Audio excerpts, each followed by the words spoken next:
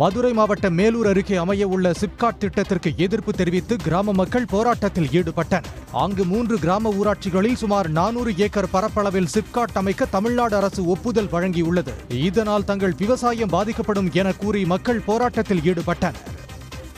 எங்க ஊருக்கு சிப்காடு வேணும். நாங்க எங்க பூமியில நாங்க களை வெட்டி பழச்சுக்குருவோம், நட்டு பழச்சுக்குருவோம். நாங்க மாடுகளை வைப்போம், ஆடுகளை வளர்த்து நாங்க பண்ணிக்கிட்டு இருக்கோம். அந்த இதுக்கு எங்க சிப்காடு எங்களுக்கு தேவையே இல்லை.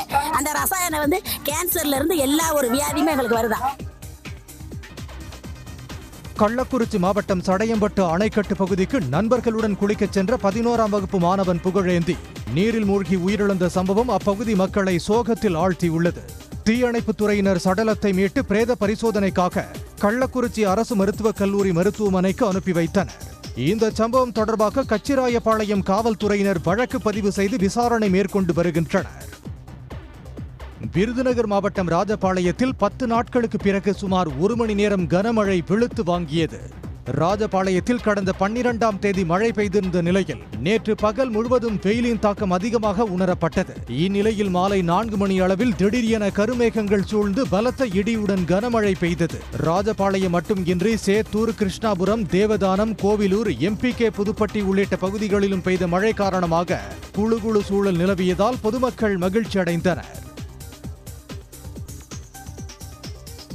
கிருஷ்ணகிரி மாவட்டம் ஒசூரில் உள்ள முனீஸ்வரன் கோவிலில் திருவிழாவை ஒட்டி பக்தர்களுக்கு போலீஸ் பாதுகாப்புடன் சுட பிரியாணி பரிமாறப்பட்டது. முன்னதாக பக்தர்கள் பொங்கல் வைத்து ஆடு, கோழிகளை பலியிட்டு நேர்த்திக்கடன் செலுத்தினர். பின்னர் விழா ஏற்பாட்டாளர்கள் சார்பில் வழங்கப்பட்ட பிரியாணியை பக்தர்கள் ருசித்து மகிழ்ந்தனர்.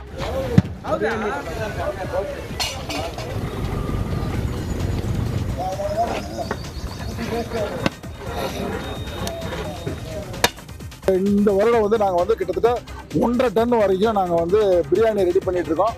மட்டன் கிட்டத்தட்ட ஒரு 1.25 டன் வரைக்கும் பிளான் பண்ணி அவங்க அங்கே சாப்பிட்டே இருக்காங்க. நாங்கள் இங்கே சமையல் கலைஞர்களை வச்சு ப்ரிப்பேர் பண்ணி கொடுத்துக்கிட்டே இருக்கிறோம். கூட்டம் கட்டுக்கடங்காமல் இருந்ததால் போலீசார் வரவழைக்கப்பட்டு பலத்த பாதுகாப்புடன் பிரியாணி பரிமாறப்பட்டது. கோவை சுற்றுவட்டார பகுதிகளில் கோடை வெயிலின் தாக்கம் அதிகரித்து காணப்படும் நிலையில் பொள்ளாச்சி ஆழியார் அணை பகுதியில் குளிக்க மக்கள் குடும்பமாக குவிந்தனர்.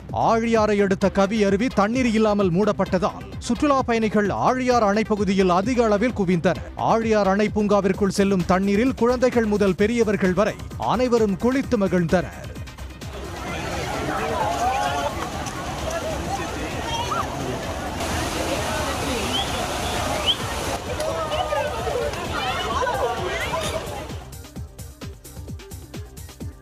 நீலகிரி மாவட்டம் குன்னூர் மற்றும் சுற்றுவட்டார பகுதிகளில் பெய்த கனமழையால் நீர்நிலைகளில் தண்ணீர் வரத்து அதிகரித்துள்ளது. குறிப்பாக காட்டேரி நீர்வீழ்ச்சியில் ஒரே நாளில் தண்ணீர் ஆர்ப்பரித்து ஓடியது.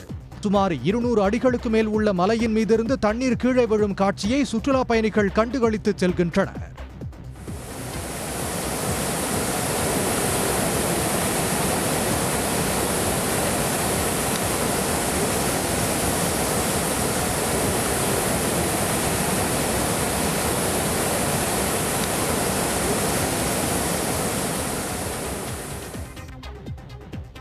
கோவை மாவட்ட வனத்துறையால் பராமரிக்கப்பட்டு வரும் பறவைகள் மறுவாழ்வு மையத்தில் இதுவரை 10,000க்கும் மேற்பட்ட பறவைகளுக்கு சிகிச்சை அளிக்கப்பட்டுள்ளது. விபத்தில் சிக்கும் பறவைகள் மற்றும் நோயினால் பாதிப்புக்குள்ளாகும் பறவைகளுக்கு இங்கு கால்நடை மருத்துவர்கள் சிகிச்சை அளித்து வருகின்றனர்.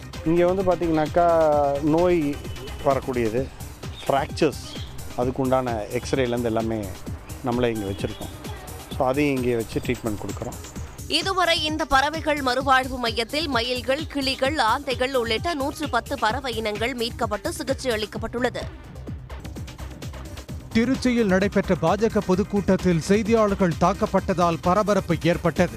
தேசிய கல்விக் கொள்கைக்கு ஆதரவு தெரிவித்து நடந்த கூட்டத்தில் இறுதியாக பாஜக மாநில தலைவர் அண்ணாமலை பேசும்போது கூட்டம் கலைந்து செல்ல தொடங்கியது. இதனை வீடியோவாக பதிவு செய்த செய்தியாளர்கள் மீது பாஜகவினர் திடீரென தாக்குதல் நடத்தினர். செல்போன் உள்ளிட்ட உடைமைகளை பிடுங்க முயன்ற பாஜகவினர் செய்தியாளர்கள் அங்கிருந்து வெளியேற வேண்டும் என அவர்கள் சட்டையை கிழித்து அராஜகத்தில் ஈடுபட்டனர்.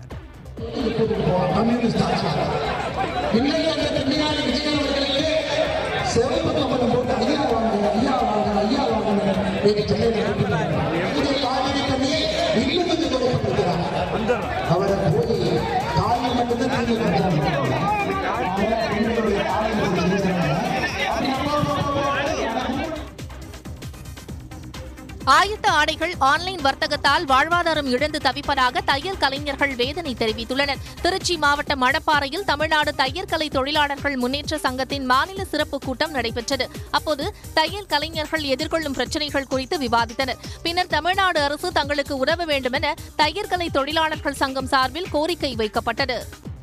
தாக்கம் எங்களுக்கு ரொம்ப பாதிப்பில் இருக்கின்றோம். ஆகவே இந்த தொழிலாளரை மேம்படுவதற்கு தையல் கலைஞர்கள் உதவிக்கு அரசாங்கம் பல்வேறு சலுகைகளை கொடுத்து எங்கள் வாழ்வாதாரத்தை உயர்த்த வேண்டுமாய் கேட்டுக்கொள்கிறோம்.